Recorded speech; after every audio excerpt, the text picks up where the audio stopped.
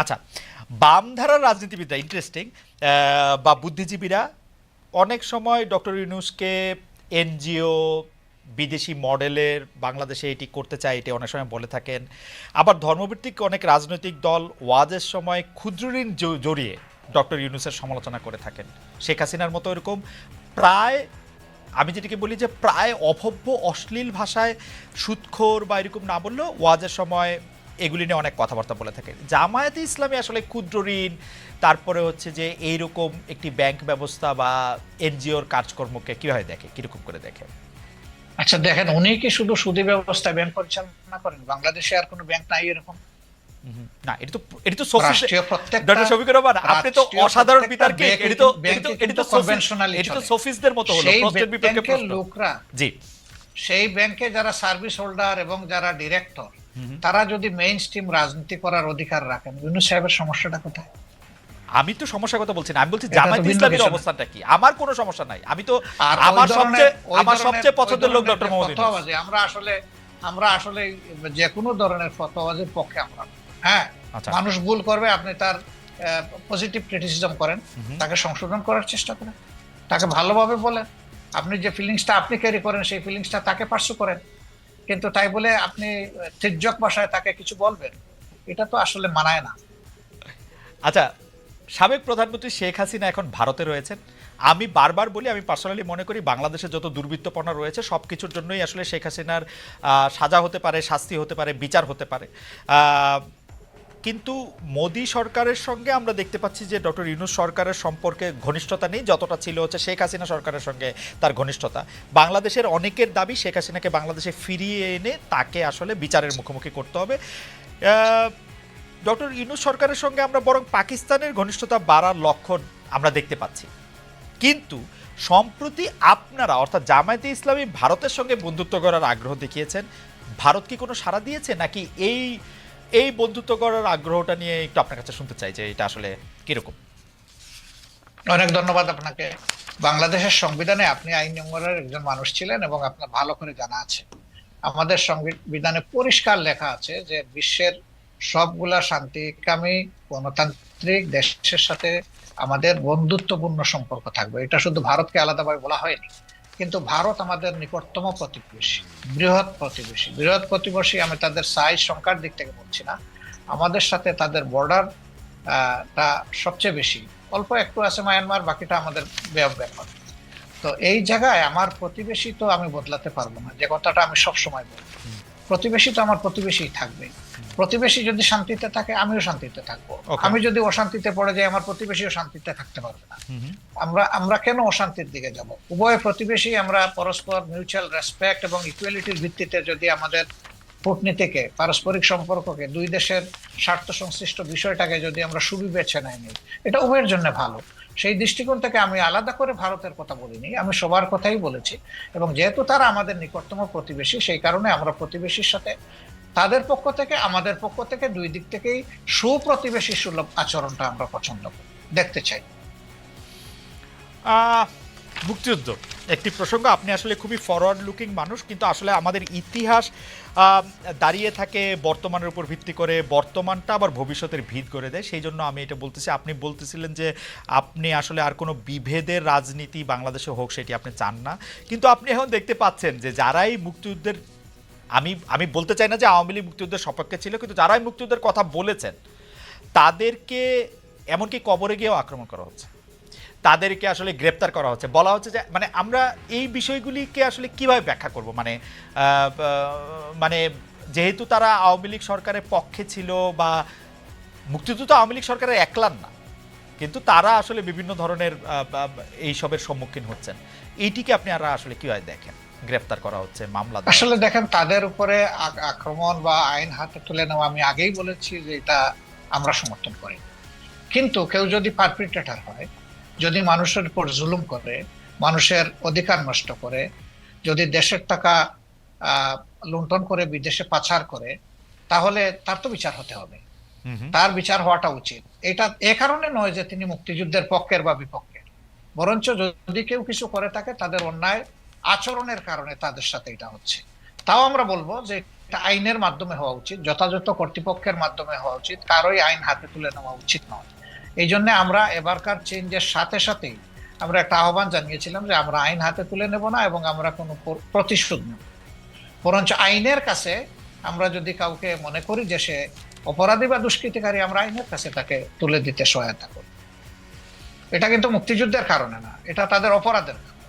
না, কিন্তু তাদের সামনে আসলে ধরেন বড় দুর্নীতিবাজ, বড় স্পেসিফিক তার বিরুদ্ধে অভিযোগ রয়েছে, সেটি নিয়ে আমার প্রশ্ন না। কিন্তু দেখা গেছে যে মুক্তিযুদ্ধ নিয়ে বা জামায়াতে ইসলামের বিরোধিতা নিয়ে যাদের অবস্থান ছিল তাদেরকে এখন সাংঘাতিক হেনস্থার সম্মুখীন হতে হচ্ছে। আপনারা বলছেন যে আপনারা প্রতিশোধ পরায়ণ নন, কিন্তু আমরা এক ধরনের প্রতিশোধ পরায়ণতাকে এর মধ্যে দেখতে পাচ্ছি না। বারবার বলাও হচ্ছে, মানে সোশ্যাল মিডিয়া খুলে আমরা দেখি যে তখন জামায়াতে ইসলামকে এটি বলেছে। এর সাথে আমাদের একজন সমর্থক জড়িত, নেতা কর্মী জড়িত থাকা তো দূরের কথা, একজন সমর্থক জড়িত। ওকে, একটা এই প্রসঙ্গে আসি ডক্টর শফিকুর রহমান, যে রাজাকার বিষয়ক শেখ হাসিনা একটি বক্তব্য কেন্দ্র করে ছাত্র আন্দোলনে মোড় ঘুরে গিয়েছে, এটি অনেক বিশ্লেষকই বলছেন। আমাদের মাত্র 2 মাসের মতো সময় হয়েছে, আরও যদি সময় পরে সেটির আমরা একটা নিশ্চয়ই তাত্ত্বিক একটি পটভূমি পাবো। তিনি পালিয়ে যেতে বাধ্য হয়েছেন। সম্প্রতি আমরা দেখেছি যে বৈষম্য বিরোধী যারা ছাত্র আন্দোলনের সমন্বয়ক রয়েছেন তারা বলছেন স্বৈরাচার শেখ হাসিনার বক্তব্যের প্রতিবাদে তারা নিজেদের রাজাকার বলেছিলেন। সেখানে তারা বলেছিলেন কে বলেছে স্বৈরাচার, কিন্তু রাজাকার বিষয়টি তারা ধারণ করতে চান না। কিন্তু আমরা দেখেছি যে জামায়াত ইসলামের বিভিন্ন সমাবেশে আমরা রাজাকার স্লোগান পাচ্ছি।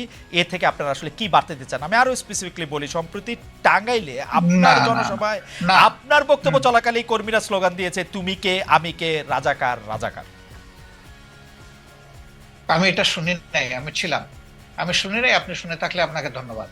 এখানে আমার বক্তব্য একদম পরিষ্কার, জি একদম পরিষ্কার। দেখেন, রাজাকার যদি গালি হয়ে থাকে তাহলে এটা আওয়ামী লীগের মানে ক্রেডিটে পড়বে। রাজাকার যদি এটা বুলি হয়ে থাকে তাও আওয়ামী লীগ সৌভাগ্যবান। আওয়ামী লীগেরই মিনিস্টার আকম মুজাম্মল হক সাহেব, মুক্তিযোদ্ধা বিষয়ক মিনিস্টার, তিনি একটা তালিকা করেছেন রাজাকারের। সেখানে সবচেয়ে কোন দলের পাতে বেশি পড়েছিল? আপনি তো সচেতন সাংবাদিক, আপনি আমাকে একটু বলে সাহায্য করেন। আমি অবশ্য রাজাকারের তালিকা দেখি নাই, কিন্তু আমি শুনেছি যে এতে আওয়ামী লীগের অনেকেই সেই তালিকার মধ্যে অন্তর্ভুক্ত ছিল, যারা আওয়ামী লীগ পরে সক্রিয়।